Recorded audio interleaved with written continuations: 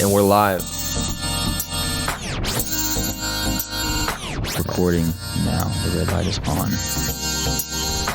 Yeah, but actually we're not going to be live. Are we just riffing?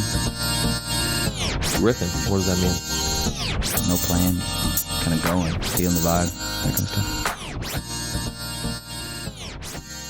All right, Super Bowl 55 has come and gone, and I think it is safe to say that Tom Brady has solidified himself as the GOAT. I called it. You called it? Yeah. I called it. I won money on it, I bet. Marcos won money on it. Shout out Marcos. I think he had like a freaking $900 day on that Super Bowl. But yeah, you don't bet against Brady. You don't bet against the GOAT. That's one thing. Everybody should have learned by now, and he proved it. And I love that he did it against Patrick Mahomes. I think the Chiefs are a great team, but damn. I mean, both teams deserve to be there for sure. Like that's 100%. No argument about that. No, you can't bet against the GOAT. And yeah, like the last episode, you had asked me who do I think is going to win, and I really did think that like he was just going to be who he is and pull something out. Brady. And he just has been there so many times, and when you're at that level that many times in your career up to that point, like it's just, I wouldn't say it's a walk in the park, but just the hype and everything, the butterflies and stuff, I'm sure just aren't there. You're a little bit more controlled, just mentally more mature to be able to handle that pressure that a Super Bowl brings. And that Mahomes, and like you got a whole. I mean, they both had great teams behind them. Yeah, great plays. I mean, it was.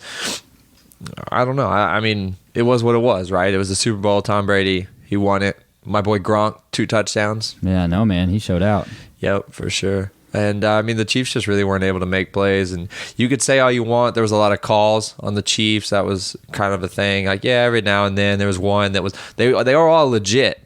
I think all the calls were legit for the most part, but some of them were very nitpicky. Yeah. You know, and you could say that. Everyone's going to have that excuse when it comes to Brady. That's like with the Patriots. They always call him cheaters and everything. Like, everyone hates on him because he is who he is. He's the best. That's always that's always something in sports, is just the calls that refs make. And yeah, it's part of it though. But regardless, any way you look at it, they held the Chiefs from scoring a touchdown. They didn't score a single touchdown. Right. The deficit was so large that, I mean, if it was like a close game, then you could probably make the argument like, okay, one of those calls might have swung, you know. Yeah, and maybe. And you can make the argument that, you know, collectively those calls swung the game, but it's hard to say. Like, who fucking knows? Yeah. No, who knows? But I think we all agree the most interesting part was the streaker. And I actually saw something earlier today that I thought was interesting, so I wanted to share it.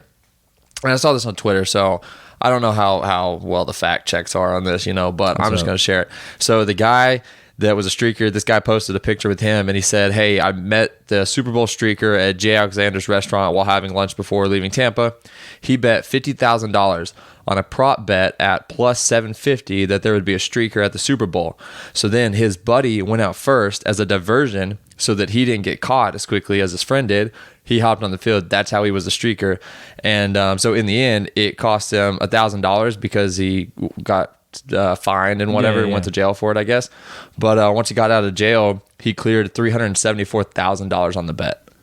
Getting paid. That's crazy. Yeah. That's super smart too. Like, that's pretty witty to be able to play the system like that, and definitely worth it. I wonder if that's gonna like encourage other people to be like, I can make money streaking. Yeah, it really might. But also, it's gonna probably have some sort of litigation for whoever he bet on. You know, like, I don't understand how.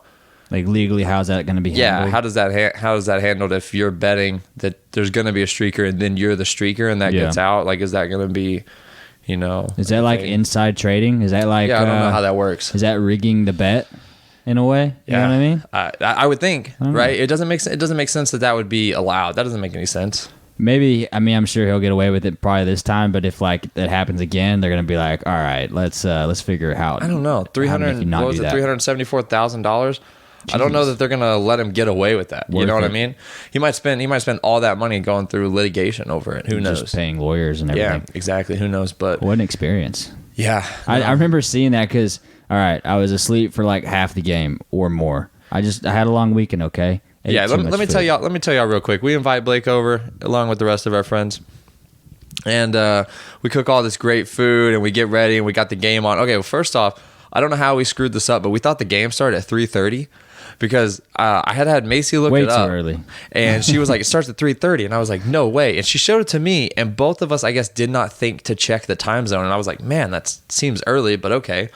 And so we're cooking and everything. Food's ready at like 4:30.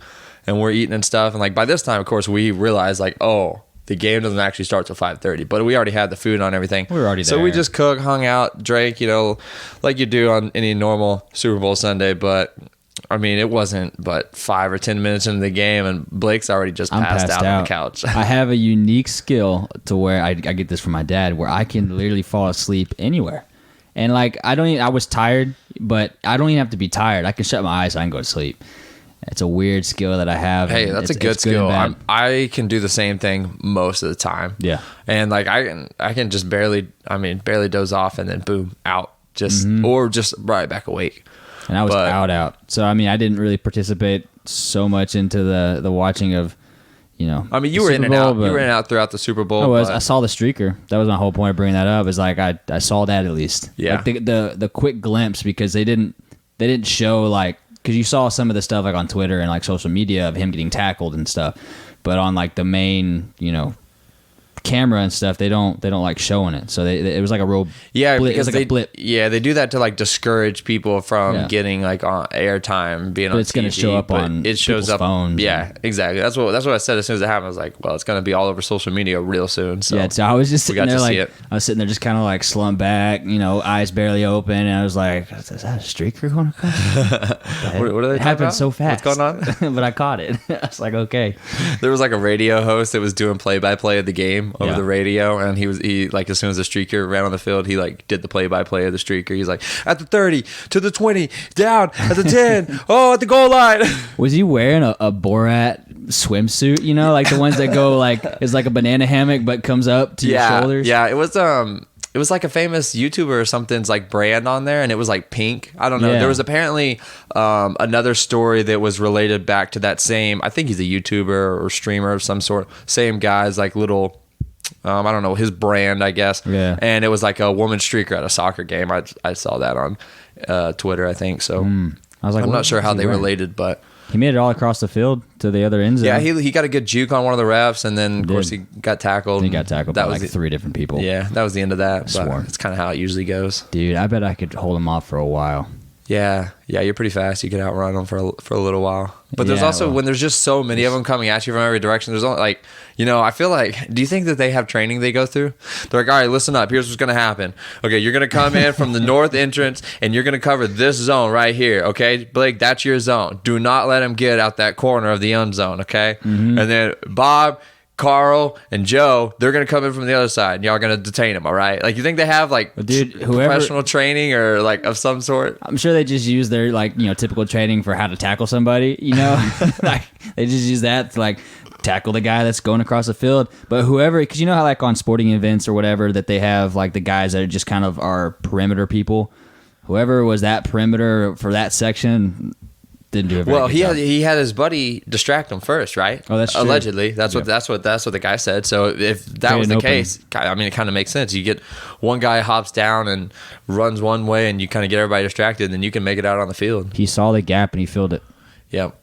Just like running back. And I was looking up, even that night, I looked up what the fines are, and it's like up to like 6 months in jail and $2,000.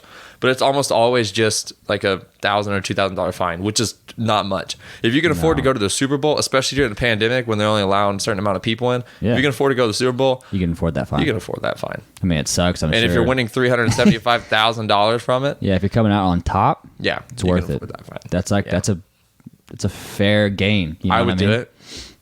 I would 100%. If you could guarantee jail time, that sucks. Like I feel like that's overkill. Oh, just a night? He was in jail for a night. No, but what did you say it was up to something? Up to 6 months jail. So like if they wanted to really crack down and like get serious with it, I feel like you'd have to do something while you were streaking. Yeah, it just doesn't make sense to give someone 6 months in jail for streaking, which he wasn't even streaking, because streaking technically means that you take all your clothes off, right? That's what that's the definition of streaking. I mean, he pulled his pants down. His ass was sticking out. It was pretty funny. I guess he was partly streaking. Yeah. Oh man. Wild. No, man, I missed it. I missed most of it, but I think it was a good Super Bowl for the most part from what I was able to see. And I've watched like highlights and stuff today and everything. And like I feel like I yelled during like the important stuff, and you kind of opened your eyes and checked it out for a little bit and was like, oh okay, yeah. Bucks are up, huh? Bucks are up. Yeah, I was getting into it. I was having a good time. But when did they take lead? Early. Was it pretty early? Yeah, I remember first quarter. Noticing that they were always in the lead anytime. They held the lead like the entire game. And it was an exciting game regardless of the score, because usually when it's a score like that, it's not an exciting game. But I mean, they weren't letting up. I mean, it's a Super Bowl. You gotta play that game out. Anything can happen too. We've seen teams come back whenever Brady came back against Atlanta. Come down from a massive lead. So what's he going to do with the team? Is he just going to stay with the Bucks and just kind of that's his team for now? Or I wonder how long I think he's got one more year in his contract. I don't know. I really don't know what's going to go on with Brady and Gronk too. That's another thing, because I'm a big Gronk fan, and he said in his post game interview that he's probably not done. He's going to take some time to himself and make sure this is what he wants to do, but he's probably going to be coming out of retirement for a little while. So stay in the league maybe a couple more years. Honestly, make that money, get some more rings, party. I wonder what was I guess things became too much, or he just had some issues that he had to like. Gronk? Yeah. That's one thing that he's always said is like it was just bad for his mental. It was bad for his health. He wanted to get everything kind of back on track. I know he got really big into like some CBD stuff with like some sponsors, and he just was trying to take care of himself. Yeah. Which you got to respect him for that, especially like a player of that caliber and for that position. You're getting hit a lot by a lot of big guys, Yeah. And that's the rest of your life, right? So it's a lot of pressure to maintain. For anybody, I don't care how good you are. That's a lot of pressure. People like Michael Jordan and the Mamba, like those kind of people, like even them, it's taxing on them. You know what I mean? Definitely. It's something that's always there, but I mean, also just the health aspect as far as. I got people that I went to high school with that have had like 5-6 different surgeries on their knees because they went and played college football, and I know Gronk's probably had a handful of concussions, and that shit doesn't just go away. That's not something you just recover from and you're good. Or just with CTE and all that kind of stuff. Yep. I mean, mental and physical, like they're gonna have, especially at a level like that and a position like that, and just taking hit after hit after hit, game and practice. Dude, I mean, that's going to have long-lasting effects. It's taxing on your body. I was talking to one of my friends the other day. I was hanging out with him, and he played, football at Tarleton. I have a few friends that played football, and I mean, all of them are pretty beat up for the most part. And he was the running back, and so, of course, you're going to get, your ass kicked, running through the line over and over again and getting tackled. And, yeah, man, we were having a conversation just about, now that we're not playing sports and stuff, and he, like, looks at me and he goes, dude, like, what I would give to have – I guess your health, because track, I have issues. I have hip stuff and everything else, but not to the same extent of him always having to just smash the whole time. And that dude was raw. Like, he had no remorse. I mean, he had no fear. I mean, he'd come at it 110%. So you have all that mass moving in and getting hit by a brick wall. It's over and over again. That's gonna add up. And I mean, he's seeing it now already, and we're 25. Yeah. So I'm sure it's gonna catch up to him even more whenever he's 30, 40 years old, when things really start to you start to notice the impact that you've had on your body, like up to that point. Did he play college? Yeah. Yeah. Mm-hmm. So that goes back into what we've talked about in one of our previous episodes about whether college athletes should be able to get paid or not. And I think whenever you're looking at the risk that they're putting their body and their health at long term, I think that it's ridiculous that they're not allowed to get paid for it. Not to mention they're like, it's not that they're going to get paid from the school. Like, they're bringing in the money, it's like allowing them to make money. I think we might have already talked about this on one of the other episodes possibly, or maybe just talking just us two. But no, I totally agree that paying college athletes, especially on a sport that brings in money and revenue, really when you're talking about those D1 level schools that bring in an insane amount of money. Yeah. To where they're profitable. They're not just the money's going back into the school or to the program, whatever. They're making profit. And that's why they're able to pay the coaches and everything else the way that they do, and give scholarships out the way that they do. And so if the players are the ones really at the end of the day are bringing in, obviously you have the coaches and you have the program, you have the school that you rep, but those players are what people come to see. Yeah. And so I think they should have at least somewhat compensation. I'm not saying pay them like a pro player, but do something to make it worth it, because they are putting their body on the line, and they're going to have.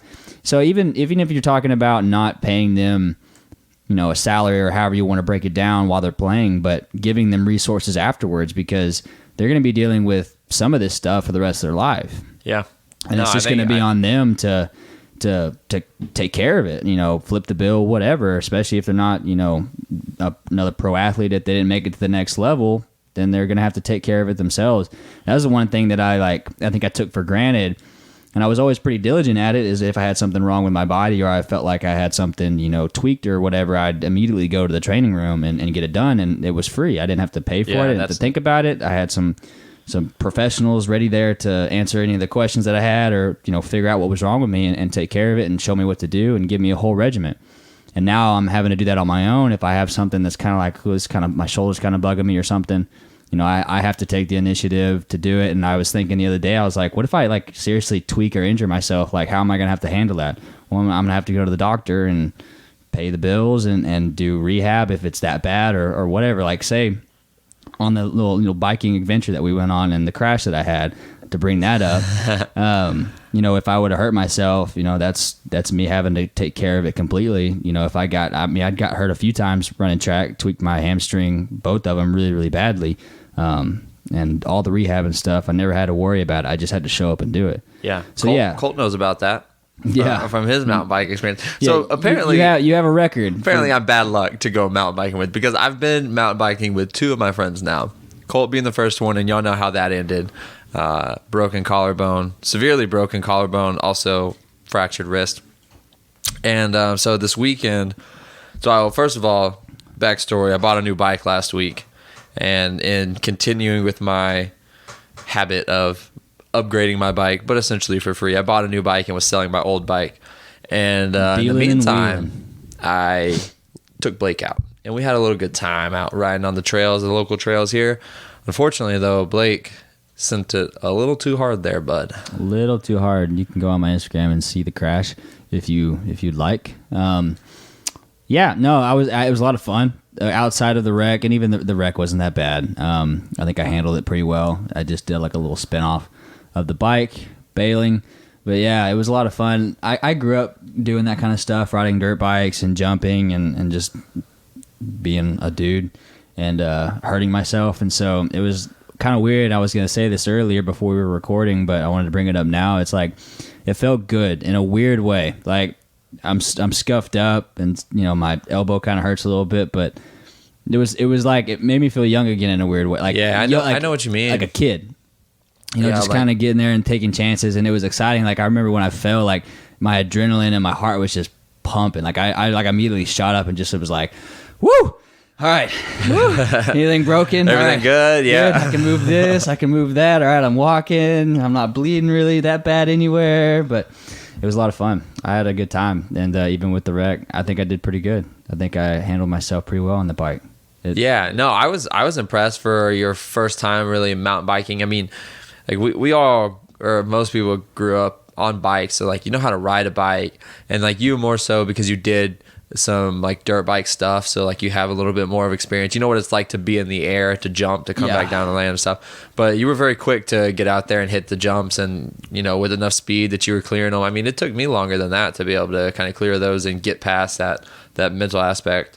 Well, it's like getting in the air and landing, and it's like when we were snowboarding and stuff. It's just something that I've done for a while, so it just is easier for it. Like my brain's like, oh, we've done this before, we kind of know what to do or how it feels. Yeah, it's like riding a bike, right? That's the saying. Much. Whenever you get on a bike, even though you haven't ridden in 15 years, it's like once you learn how to ride a bike, you never forget. Very similar as fact is like, or by jumping and landing and things like that, it's kind of like that natural feeling comes right back to you. Especially when you're young, like that's true. Like things stick when you're young. Like I mean, I was riding dirt bikes since I was 8 or 9, so pretty young, maybe even 7. I was really young when I started. My first bike was tiny. It was like a little 50cc, but when you're that young and you've been doing it for that long, it really sticks. It's a lot easier to learn when you're younger than when you're older. When you're older, you're kind of developed, and things are your brain and the way you think and the way your body kind of functions. It's all kind of stuck in its ways, and so it's harder for you to like pick up things when you're older, especially like when you're like older. Obviously, you have like mental or physical limitations. But no, I was surprised even for myself. Like it's pretty easy to pick it up, and I've gone mountain biking up in Colorado and stuff, like pedal biking. Even, and it was a lot of fun. So I kind of like understood, like, keeping your eyes on the trail, don't veer off, because if you veer off with your eyes, if you're looking somewhere, your bike's gonna go that way. Yep. So it's just like keeping the focus, and it was fun. It was like, it was physical, but it was a lot of mental, of just making sure that you're keeping on track and making sure you're avoiding some of the obstacles, because there'd be like these little stumps kind of in the way that you have to kind of veer off real quick. And it was a lot of fun. I definitely want to keep doing it. Especially the trails here, there's a little bit more to focus on because they're physically demanding too. So they're not like downhill trails, at least not the one we went to. And most of the ones throughout Texas aren't like super downhill. It's just we don't have the mountains that you can go down like you would at places that have ski lifts and stuff. But it's, up and down, up and down, up and down. Well, like, it's physically exhausting, but also mentally you have to be like paying attention to like where you're going, like how you're pedaling, where your pedals are going to hit. Like if you're going over a stump, are you going to get a pedal strike and hit that stump? Or are you going to be able to clear it? And then of course, whenever we do like the different features, the drops, the jumps, and then like the skinny, you had a little not a hard time, but a little oopsies on the skinny right there, too. Yeah, this little skinny. So like, it's like this, a foot and a half wide. Yeah, maybe. Basically a little trail, like 2 foot. Yeah, 16 inches or so. Yeah, really, really narrow. And like there's a sharp turn at the very end, and there's like a little triangle that you have to go up and back down. And I did. Yeah, it's essentially like a bridge. So it's like a foot and a half, maybe, bridge, and it goes up, and it's a foot off the ground or so, and it goes up and it kind of winds around a little bit, and then right at the end it's a turn and like a steep kind of little uphill and down. It's a real awkward little. Yeah, it's weird trying to get over it, and like it always is like a mental thing for me. I'm like, okay, like where am I going to pedal to make sure that I'm not going to hit it? Because if your pedal hits it, which it's like, since it's pointed like a triangle, it's easy to hit it right there, then you kind of get stuck. And if you get thrown off, the skinny is too skinny to be able to really put your feet down. So it's like not like you can just stand up on your bike. So you're kind of screwed. It's like you put your foot down and there's nothing. And there's there. nothing there. There's nothing yeah. there. And I've seen so many people fall off it. that, and like there's thorns and sticks and shit when you fall off. It kind of looks painful, but yeah, you kind of took it right off the end there and had a little over the bars moment. Over the bars spill, but it was like a real slow. So if it was fast, kind of like Colt. yeah, that'd be painful. I've done the same thing on the seesaw. I was telling you that on the little teeter totter. I just went over to the top and kind of lost balance, and there's nowhere to put your feet down, and just bailed right off the end and hit and rolled. Luckily, that's one of the things too. Like you said, you grew up kind of crashing and stuff. So you kind of learn to crash. Like there's coordination that goes into being able to like absorb a crash and roll off, and so especially when you're on a dirt bike that weighs a significant amount, and if you crash, you want to get away from that bike as much as you can, because if you don't want that thing to roll, which I've had that happen to me before. I took this really big jump, man, and I landed kind of weird, and I landed like with the front tire, but the way it happened, it kind of slung me forward off the bike quite a bit of a ways, and then the bike kind of came and tumbled on top of me. And it like kind of landed, like it scorpioned me, like my legs, I was laying on my stomach, my legs are wrapped around me to where they're like over my head almost, and the bike's just kind of sitting on top, just kind of bouncing, and it sucked. Like my back, I remember, like I couldn't, like we were there for a couple of days, and that happened the first day, and I couldn't ride the second day because my back was just so tight and just fucked. Yeah. But I was young, so like, you bounce back pretty quickly. Yeah, you're lucky that if you weren't like, say if that happened to your dad or something while you're out there, that could be really serious. I know that your dad did have a serious accident too. Serious wreck.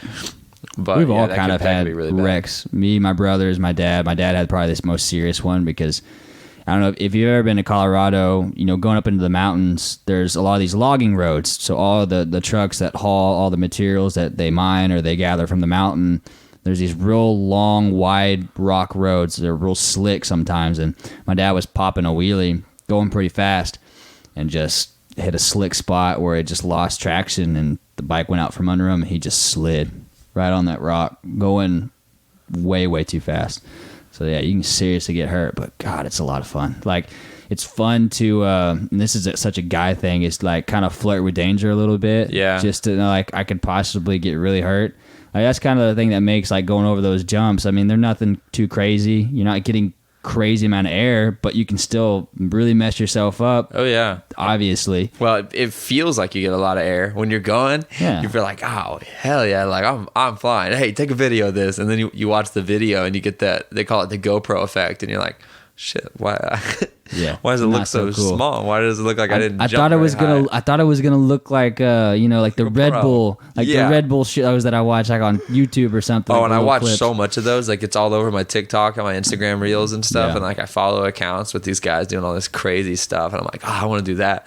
It gets me all fired up. And I get out there and start riding. I set my phone up and record my videos. And I'm like, gosh, I can't show anybody these. It's embarrassing. It's still cool though. Like that time we were all in the backyard and I was jumping the 2x4. Okay, well, okay, that was lame. That was lame. Okay, You know, you're not wrong. Okay. it was a lot of fun though. Oh man, we're just messing. Who else are you gonna fucking take out there and hurt your, like, you're just gonna hurt all your friends. So who's next? Clint, if you're listening, Clint's you're next. Clint, buddy, I don't care how ready you think you are, you're gonna get hurt. It's just part I just of got it. bad luck. I don't know. At least you didn't, like, yours wasn't a hospital trip. So like, No. we're making good progress. I got a lot of faith in Clint. He's mountain biked up there in South Carolina. We're going to go biking. I'm going to make that happen when we go visit him. We're going mountain biking. Yeah, I'm down for it. Rent some bikes, do some downhill trails. I'm excited for that because, man, you don't have to work so hard for it. Like, I enjoy working for it, but you could spend a whole day mountain biking if you didn't have to freaking climb up every hill that you had to ride down. You know what I mean? Mm-hmm. Well, that was like the times that I'd done it in Colorado, because my dad had a serious, like a friend that was really serious into it. I mean, his bikes were fucking crazy. And yeah, it was a lot of fun because it was all downhill. Like he had a guy that got a truck and took us all the way up to the top of where it starts, and it's all downhill from there. Like, there's not a single up that you're going. I mean, there might be a slight little, but you have so much momentum that you just kind of go up a little bit and now you're back down. And it was a lot of fun. It was just a speed run almost. Austin has a place called Spider Mountain. It's West Austin. It's not really Austin. They got a place called Spider Mountain, and they have a ski lift or a bike lift, and you take a lift all the way up to the top and then you bike down it. And that's pretty much the closest thing in Texas you're going to get to like downhill trails. Yeah. I know like Sampson Park here, Marion Sampson Park has some downhill runs, but like you get to the bottom and you're pedaling back up. Like it's not easy. It's exhausting. I wonder do you think they have any places? I'm sure they do out in like Big Bend area. Yeah, I don't know. They've got to. I would think so. I mean, there are some significant hill elevation mountain changes there. Yeah, but that's a national park, so there's probably not anything built on it. No, I'm sure it's just trails. Yeah, there's probably trails. Like Palo Duro had trails. I wish like I would have had bikes at the time. We could have taken them out there and rode. But it's difficult to have multiple bikes whenever you start to get kind of the expensive bikes. The podcast hasn't quite taken off enough, so I haven't been. No one's reached out to me wanting to sponsor the podcast. If Specialized or Trek wanted to come in, or Giant, give us a little sponsorship and send us over some nice bikes. Yeah, because we'll have like another little channel, including in our Restless Minds, where we'll bike and get some publicity for it. Yeah, well that's one thing. Not just the biking, but one thing you and I've talked about is just trying to have like a YouTube channel where we can start just putting out different types of content, because we're always doing something, right? Restless Minds, we're always going. And we've got great travels and trips. I wish we had a little bit more. Well, we're kind of learning. I wish we had a little more knowledge and experience with some of the video side and editing things, but that's something we're working on. And then we'll be able to kind of put together some videos. I want to get some GoPros and do some stuff whenever we go snowboarding, whenever we go mountain biking, whenever we just traveling in general. So. Yeah. I mean, we're making progress slowly but surely to get to that point where we can have, a camera aspect to it and have like a visual. Like, we're getting there. Hey guys, if y'all are wondering, because we did say after our Broken Bow trip, we did say that we were going to put out a little video recapping the trip. We did make a video. We ran into a couple issues though. We quickly found out learning curve. Yeah, we learned a lot basically, but we found out that we need to, sounds stupid saying it out loud, we need to always record in one direction. So we recorded a lot sideways and we recorded a lot up and down. Yeah, you want to either do portrait or landscape. Yep, and stick with it. Most likely going to be landscape for what we're doing using a phone. So we had like different videos there, but also we got very caught up in the moment. So we didn't get as much content as we thought we did, going back and looking at some of the videos and pictures and stuff we had.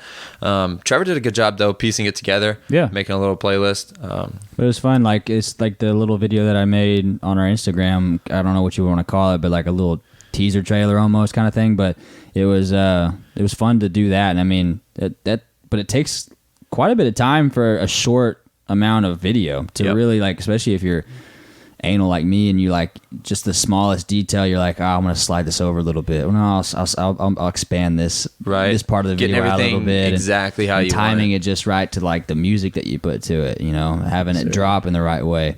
So it's been a lot of fun to kind of dip our toes into it, and we'll do a little bit more research and hopefully get like a full-fledged video aspect, which is like that's the ultimate goal. Yeah, definitely. While we're on that topic, y'all head on over to Instagram and give us a follow. Restless Minds Podcast. Check out the most recent video that Blake put up. It's a pretty cool video.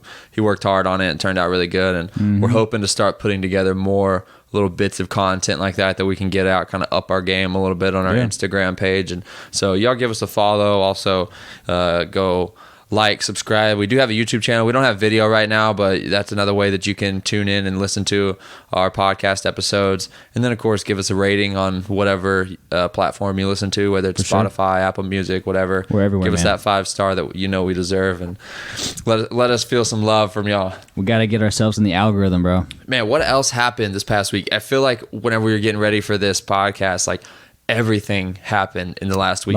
We had all of the Wall Street bets blow up stuff. GameStop somehow become some $1 billion company overnight. There's this new cryptocurrency out. There's what else? There's all sorts of stuff. So I definitely want to talk about that whole, the stock and the shorting with GME and some of the other companies. But, GME, GameStop, that's kind of the main story when it comes to the trading and doing all the, what do you call it, retail traders, basically. So a retail trader is somebody that uses like apps like Robinhood, E-Trade. It's not something that you have to go through a broker or anything like that to get, trade. It's instantaneous. You can do it yourself. You can put in as little as you want or as much as you want. It really gives the individual the power to make their own decisions and basically invest however they want to. Obviously, if you're not the most knowledgeable and you do want help, you would go through some kind of entity, whether it be your own bank or another company that does, brokerages or different, investments to where you can do a 401k and stuff. You can do that, but it's been really fun to. I've never gotten into it before this. This is actually kind of like this whole thing, this whole blow up that happened. And if you're not aware, basically what happened was. These group of there's a Reddit page called Wall Street Bets, and it's got like 8-point-something million followers now, but it had a substantial even before this. It's grown, but even before this, there was a lot of followers, and basically what it is just a forum that they talk about certain stocks and give advice, and people just kind of share their information, and people will invest on things that they hear about through this page and whatnot. Well, someone basically had tipped off that GameStop, which is, if you don't know what GameStop is or don't know much about the company, it's kind of on its way out. They've had some, rumors that they were going to come back and that they were going to basically remodel their business and pivot towards something else to kind of give the company more life. But it's kind of on its way out. It's a brick and mortar store. They sell physical discs, mostly games and just some other things, which if most things are going digital now. So it's kind of an aging company. So it's not worth a whole lot. Shares, not worth a whole lot. I mean, dollars. Yeah, they were like $8 a share at the start of last year. And so these Reddit page kind of blew up on this information that they knew that this company was going to be shorted. And I'm going to give the best example that I can on what shorting is. It's more complicated than just the simplified version, but this kind of gives you an idea if you don't know what shorting is. And I'm sure people maybe listening are going to be like, yeah, this fucking idiot here doesn't know what he's talking about. But basically it's, say Ben, he's an investment firm or whatever, or somebody, it could be an individual, but he has, we'll just use one stock. This obviously can, contain a lot of different stocks, a lot of different money, all that kind of stuff. But say Ben has one stock worth $10. Okay. So what I'm going to do is I understand and I know that we're going to short GameStop. Okay. And basically what shorting means is I'm betting on that company to fail. GameStop already kind of on its way out for the most part. Good call to probably going to fail. So I know that, right? So what I'm going to do is I'm going to buy your one stock that's worth $10 of GameStop. I'm going to take that and I'm going to sell it. All right. I'm going to sell it hoping that that stock's going to drop to, say it drops to $8. All right. So basically what I do is you're just going to, I bought that for $10 from you. So, right. Well, to be clear though, I am the owner of the share. You're the owner of the share. I'm borrowing. I'm playing the long game, right? Yeah. So Blake comes to me and he's like, "Hey, I know you got one share. It's worth $10 right now. Are you going to hold on to that? Sell that?" I'm like, "You know what? I'm holding on to that. Whatever." So yeah, if you want to borrow it, sure, I'll loan it to you. It's a $10 stock, so you got to give me my $10 stock back. You got to give me my one share back. So I pay $10 for his stock, and then I go and I sell that stock. The price drops, the company fails, say it drops down to $8, okay? So then I buy back that stock at $8, but then I give it right back to who initially owned it, gives me $10. I made $2 just off of that transaction there. So that's kind of like a simplified version using like one stock example of what shorting is. And obviously there's a lot more complexity as to, how the owner handles it and my role as the person that buys it or borrows it basically and sells it. But that's kind of a simplified version of what shorting is.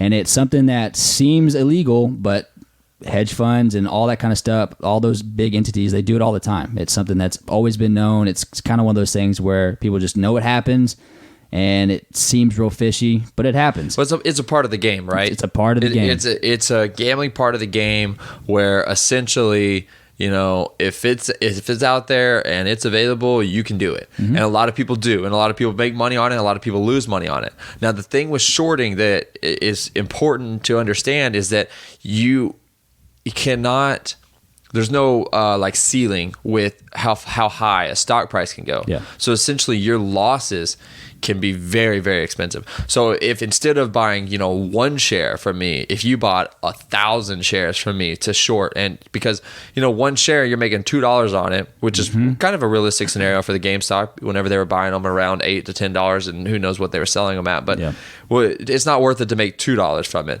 But if you buy 1,000 of them, then you can make $2,000. A much larger scale. Right. Now, the problem is whenever the short doesn't go the way you want it to. So whenever the company value of the stock does not go down, because I still, I've got that IOU basically that you gave me saying, hey, Blake's got one of my shares that I want to cash in my money on.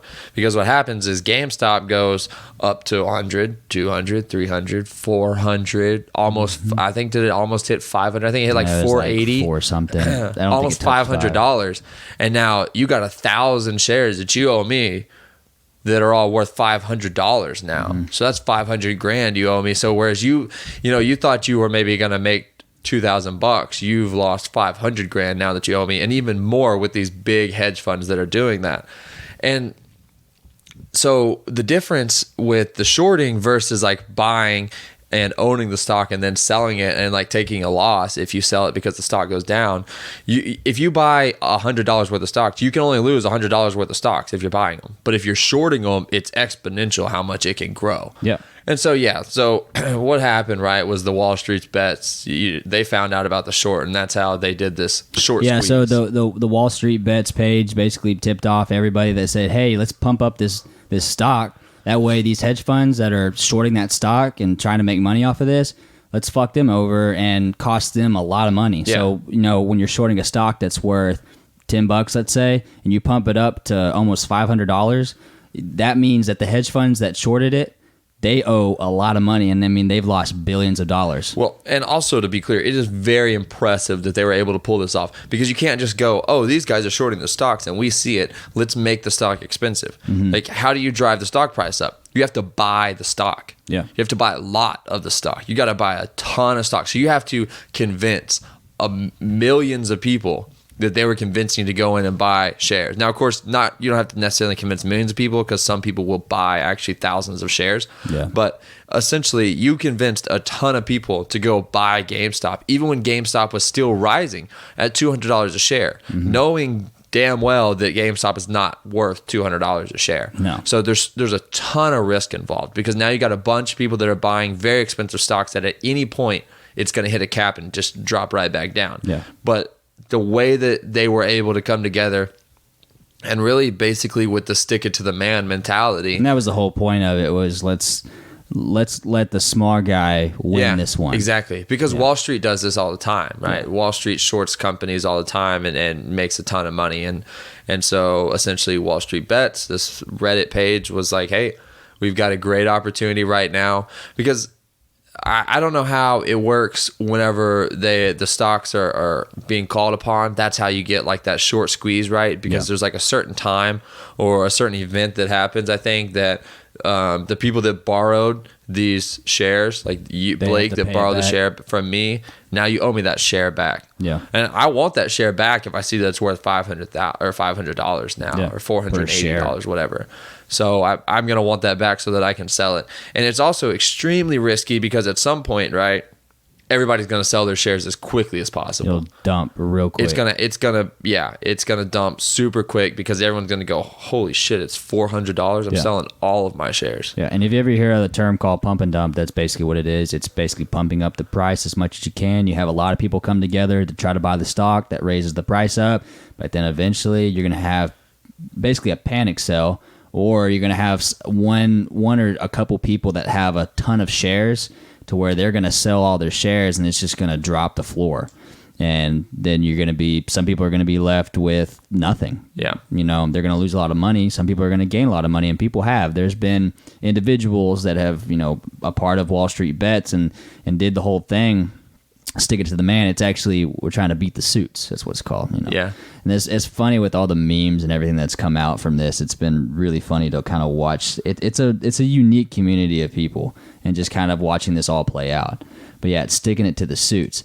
And people have there was one kid that was probably a little bit younger than us, but I knew he was around our age, made millions of dollars off of this. I mean, he stuck in his whole life savings. And there was a guy that taking chances. Took a mortgage out on his parents' house to be able to invest in GameStop, and became a millionaire because of it, which is absolutely insane. But I mean, you hear stories of people being able to pay for, their sister's leukemia treatment. So like a lot of good has come out of this.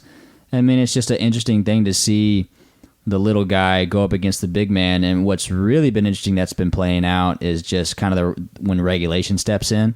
Because if you think about it, these massive corporations and these hedge funds and stuff have been able to do this forever. But once a group of people come together and try to do it individually, then why is that a problem? Right. And so you've seen a lot of regulation and stuff, and there's been a lot of heat on the app Robinhood, because at one point they basically stopped you from buying. You could only sell. Yeah. And so there were, and Robinhood is a retail trader app, so it's for basically these people that are all coming together. And a lot of people use it. It's a very was the most popular app for that purpose for a while. And so what they did was, and there's a lot of conspiracies as to why they did it. Were they connected some of the hedge funds? Did they have funding from some of these people that told them, hey, like, you got to stop this. We're losing a lot of money. But their argument was that they just needed funding.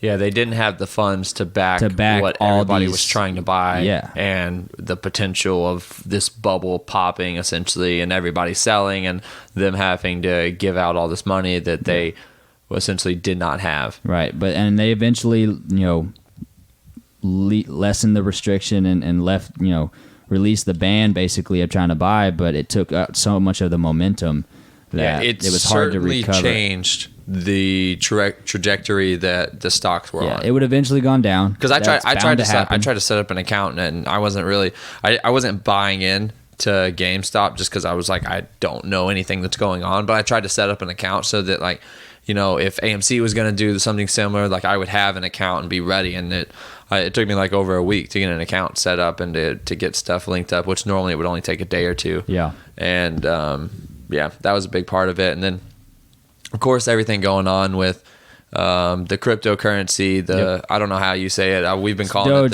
the Dogecoin. It's Dogecoin. That's how you say it. I call it different things, but it is Doge. That's how you pronounce that word. So, what kind of spurred at least us to get involved with this was, it was right before, and honestly, I don't even know what I read or what kind of brought this to my attention with this whole stuff. So, the GameStop's that situation and shorting, that's a whole separate situation, but it brought a lot of people's attention to trading and stuff, and it kind of trickled over into crypto. And so there's this crypto, so you have Bitcoin, right? Bitcoin is the big daddy. It's the one that's worth the most. It's one that's been talked about and speculated about for so long, and for about 10 years now. And Dogecoin was created around the same time, a little bit afterwards, but it was created as a joke. It was basically piggybacking off of Lucky Coin, which was, I don't even know if that exists anymore, but basically how, and you'd have to dive into this for a long time to figure out how crypto actually works, but basically each coin has its own system. It's unique in certain ways on how it's traded and how blockchain and how it's all connected, how it's mined. But they basically piggybacked off of Lucky Coin, and Dogecoin was created as a joke. For whatever reason, I was reading into why it was created in the first place, but a couple... something about a meme, coders, right? That's what I've heard. So Doge, I'm sure a lot of people are familiar with Doge. It's it's a Japanese breed of dog. It's real happy looking. It's kind of like an orangish color. If you type in Doge, it'll come up. But basically, that was like the theme or the mascot for this, and that's what it's called. It's called Dogecoin.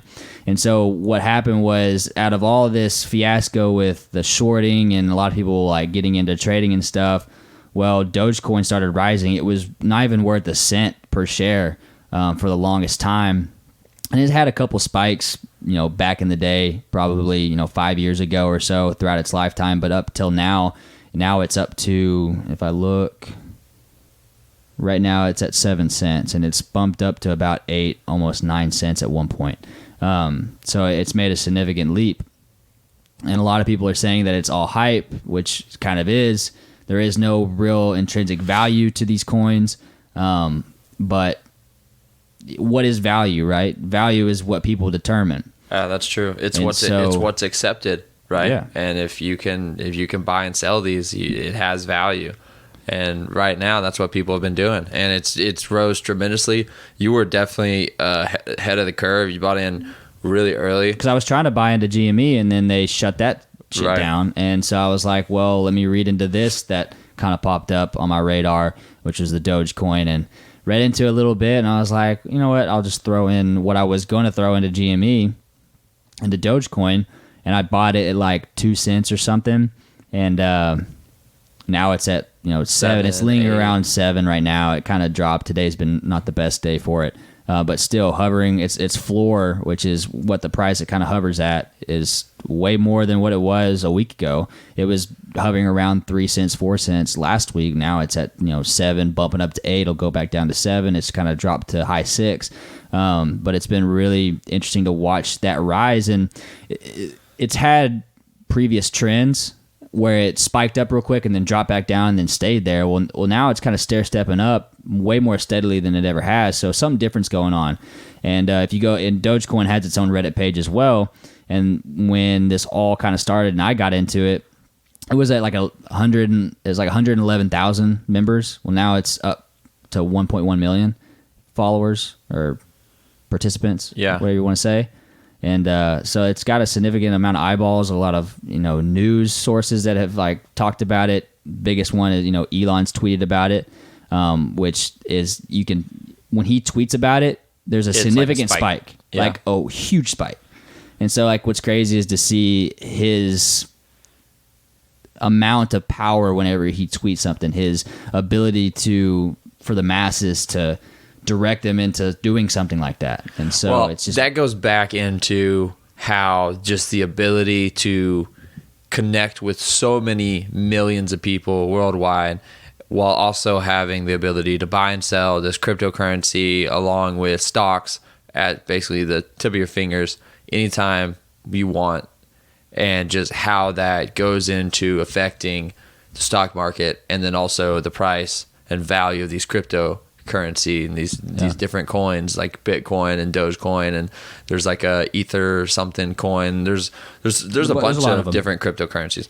But yeah, it just all goes back into effect how we've evolved as a society and as a world to be able to do these crazy things, and it's really affected what for so long was just a norm, like with what happened with the Wall Street bet stuff and the people kind of banding together against the suits, and now just the effect that a single person, a celebrity, but also a very highly respected celebrity, one who's built a $1 billion company, who's the owner was the owner and CEO of Tesla, not anymore, but well, I mean, he tweeted about and maybe in the near future is going to accept Bitcoin as payment for Tesla. Well, and that was a huge spike that happened with Bitcoin. They put out that Tesla bought billions of dollars worth of Bitcoin. So, I did read something today that was a ploy to distract people from some controversial Chinese Tesla litigation. Oh yeah, thing. I saw that was. I didn't know that. So I don't know.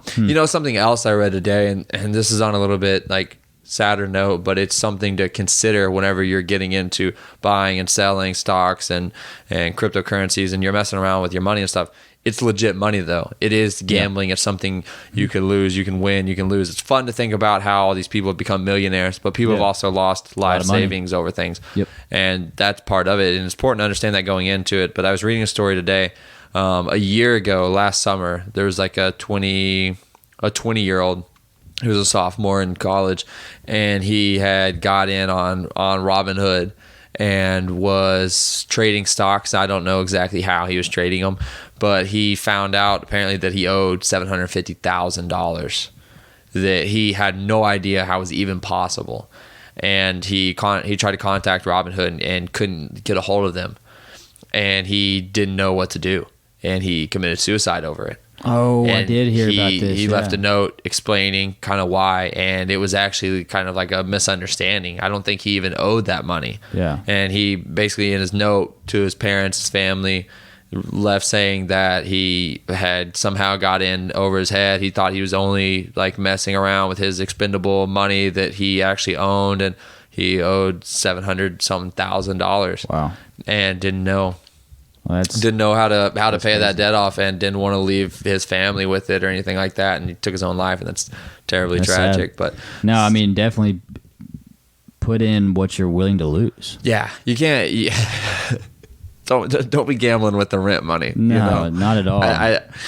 I say that I have really bad FOMO. And I'm a little spontaneous at times, like whenever I just out of the blue go buy a new mountain bike. It costs a good bit of money, move around some finances to do so. But, I would never put in what I'm not comfortable losing, but that's the way I do consider it very similar to like gambling. It's different because it's not like it's all just going to go away at once, but it very well could.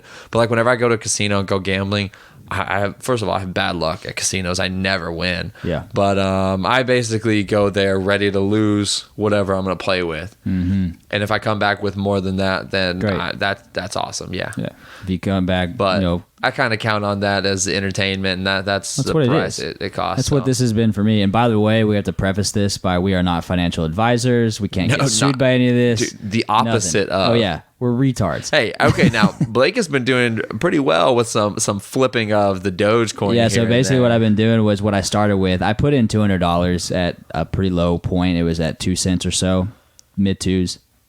And I just been kind of massaging it, doing like the dips and buys basically, or dipping it, buying it then at the dips and then selling at the highs, because it's been like I said, stair stepping, but it's been kind of spiking up, going down, and so I've just been kind of paying attention and buying and selling little bits here and there, not doing like the whole thing out in and out, just doing little bits, and it's kind of at least giving me some more more shares. So it's been fun. It's been like a little exercise, and I know you can do this like with paper money, doing it basically a mock version of it, not using any real money, but it's been kind of fun to do it with a little bit of real money just because I think it gives out. It's like playing poker with real money versus not real money. What's going to make you play better? Yeah, the highs are better, but the lows are worse. I'll tell you my experience with that. I too put in $200 via Blake, and I put in at like 3.9, just under 4 cents. About 3. And essentially, it spiked, and we held the line. Diamond hands, baby. Diamond hands. We stayed firm with our Dogecoin, waiting for it to take us to the moon, essentially.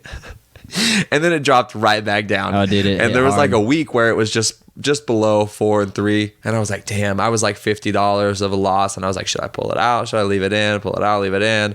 And I went back and forth for a long time. Finally, it got up to just under 4 cents, which is what I bought in at, and I had the opportunity to pull out and essentially lose $8 total. Yeah. And I was like, okay, that's pretty good. Like, I'm almost breaking even, but I don't want to miss this opportunity. I'd been looking at it for like 2 days before, and I was like, man, like I'm down $50.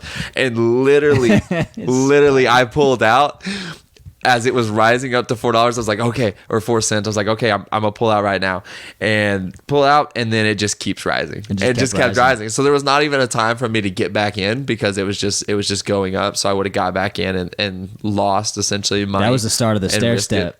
All the way up. And from there, it has never gone back down that low. It's never gone down below. I should have stuck with it. I should have held on to it. It would have doubled my money in a matter of a day. It would have got back up to 8 cents, which it did. I think and I kicked myself for that, but that's part of it. Right before you pulled out at the peak, when it was like, because it peaked at 8 cents at the very beginning of all the hype. It's been a little bit more consistent now and a little more calm. It's still very volatile, but I think we had bumped up with $400 or a little below 400 combined. We were up to a grand or a little over a grand.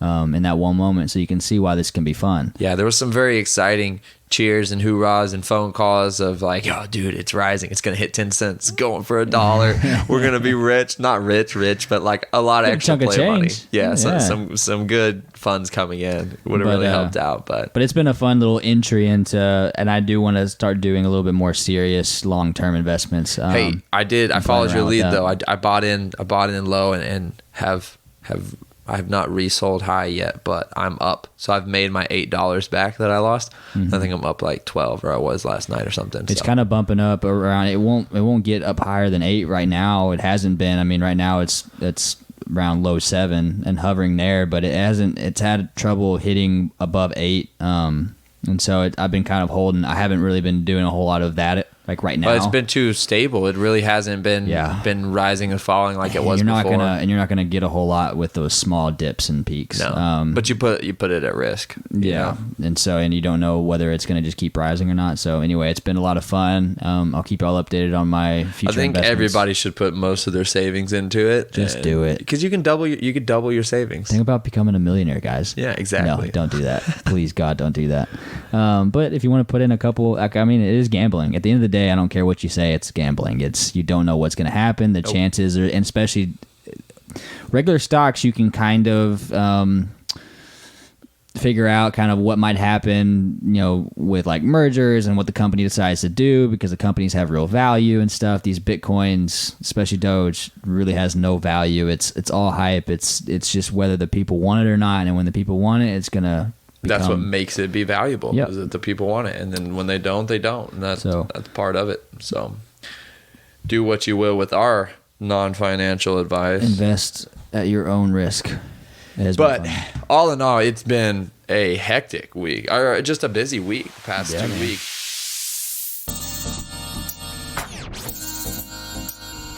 We kind of covered a lot of things that's gone on in the past couple of weeks. So instead of current events, we have something a little different this week. And it really comes from the fact that I've been working on rearranging some things here at this studio, this extra room that we're in.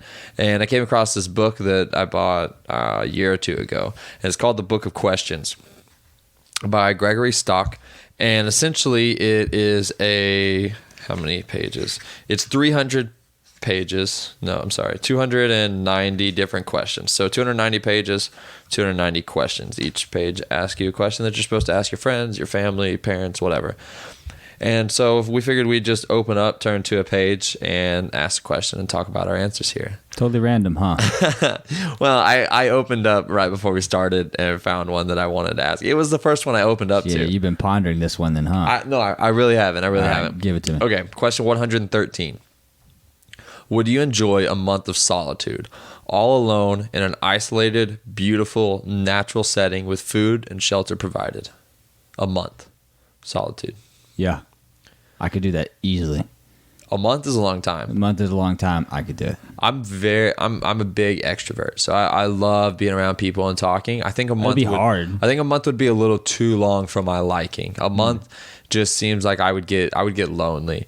But I think a week would be like perfect. Yeah. And that's part of what I go for whenever I like go out and like to go hunting and you know, we like to go out and hiking and stuff. Of course it's different because we go together oftentimes. But I think I'd make the most of a hunt or of a hunt. I'm sorry. I think I'd make the most of a month of solitude, especially since it specifically says beautiful natural setting and your food and shelter's provided. Yeah. But I don't think it would be easy for me. No, I think I think after the first week I'd be ready to get back, but I think I could use some time like that away. You might be able to figure things out about yourself that you wouldn't have with the noise and stuff of everyday life. You certainly would. I think especially it would probably be very like mentally it would put you in a state that would probably alter the way you see the rest of the world. We had this conversation the other day about just like being able to be comfortable like by yourself, you know, like to be able to just be in your own head and not have to have distractions and stuff. And it's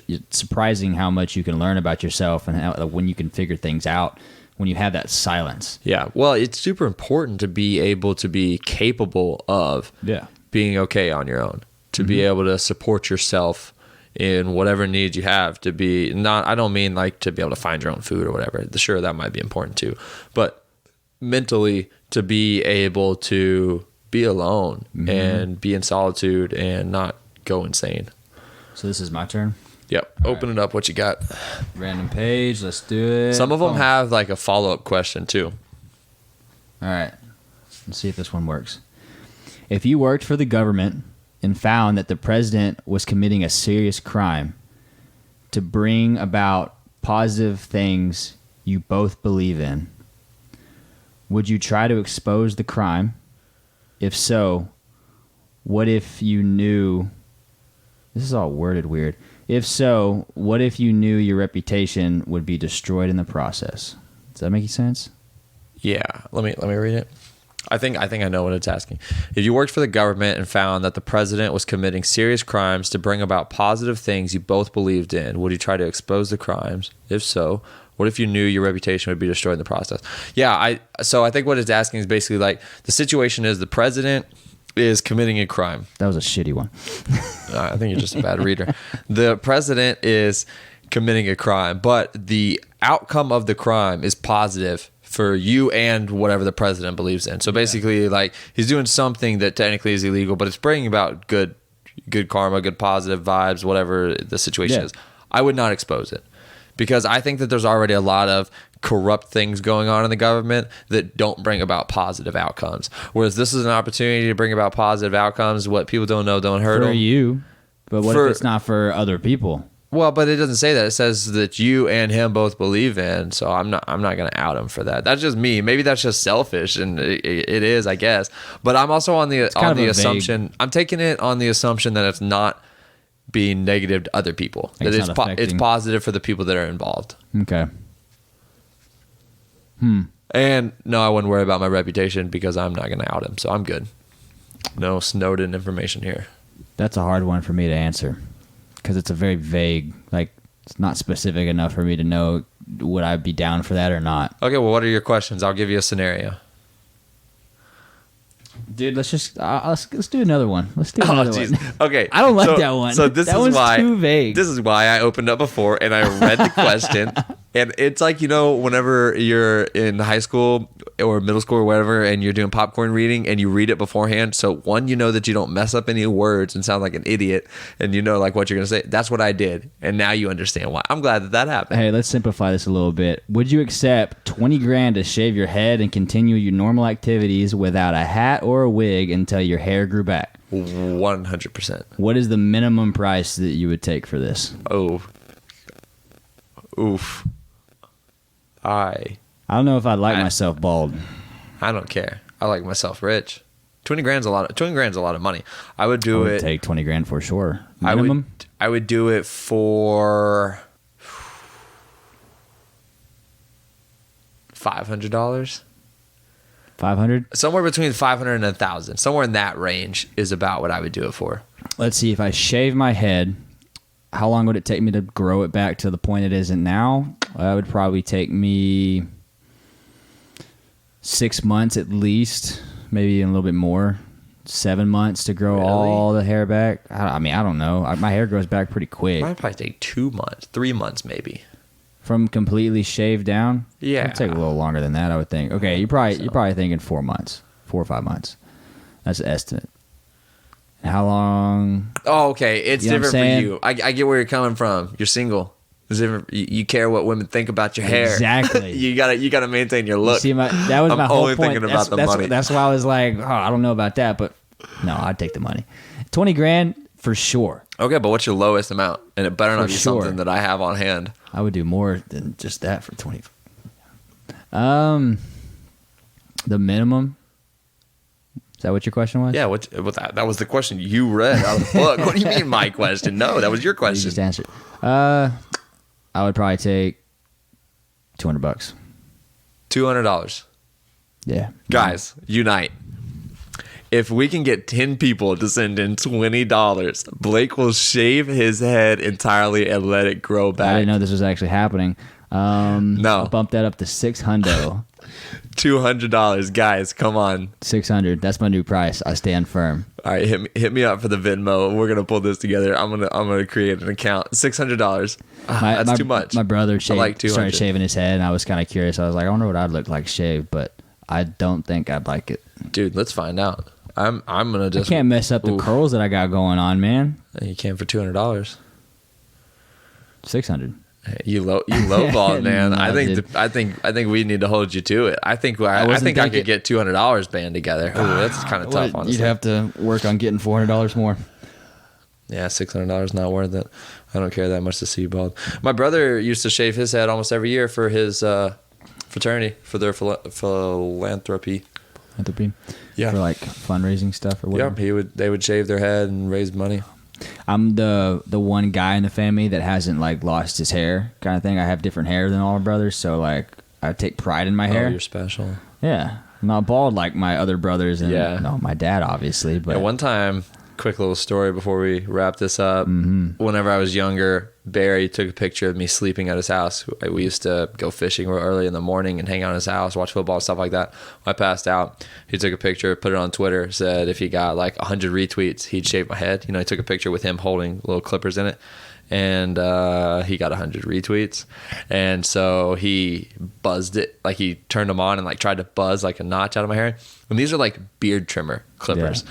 And it basically just like caught my hair and just like ripped it and like shaved like a small part of it, and it hurt and it was frustrating. Did he consult you like, hey, if I get 100 no, I was asleep. This wasn't like a conversation you had like, hey, if you get 100 you can shave my head? No, it was not a pre-done conversation. Anyway, so we were at a dilemma state where I also was at this point willing to finish shaving my hair. Like I was kind of like committed to it. My hair was already messed up. Well, yeah, if you have one chunk, but I made him. He tried to shave it the rest of the way with the trimmers, but they were like beard trimmers. It just kept catching my hair. It did not. You could not shave your head with that. And he was very adamant too. He's like, "Well, I posted it and it got 100 retweets. Like I got to post a picture of like your head shaved, So I made him pay for a barber to actually go in and shave my hair, which at the time we were in high school, we didn't really have much money, so it kind of sucked for him. But yeah, and it grew back. Yourself a nice little fade. Yeah, I think they ended up buzzing it with like a number like 1 or number 2, so it was pretty damn short. And I have a bad cowlick too. I also have like a very, very small little bald spot in the back of my head. I'm a little self-conscious about. But it hasn't grown. I've had it since I was a kid. I swear that there was a kid on my bus when I was little that ripped out my hair and it never grew back there. But that's just a story I've had in my head for a long time. Now I'm at the point where I don't know if that's true or not. You ever have one of those stories, you know, where it's like you think you remember it, but it was so long ago, and now you're like, wait, how did that go down? What? Or how did my mind morph it into what it is now? Exactly. I tell people without you really even knowing that you kind of morphed the story. Yeah. Well, exactly. Interesting. Ben, screw that kid that did that to you. Whoever rips out your hair doesn't deserve anything. He was one of my friends, actually. I don't know why that happened, but screw Barry for shaving it. But whatever, roll with the punches, guys. If we can get $200 together, Blake's gonna shave his head. Yeah, no, let's not do that. $600. That's the floor. I'm not lowering any more than that. If my Dogecoin takes off. All right, guys. Stonks up to the moon. Diamond hands. Hold the stock. Do not sell. That's the name of the game, baby. Put all your money in.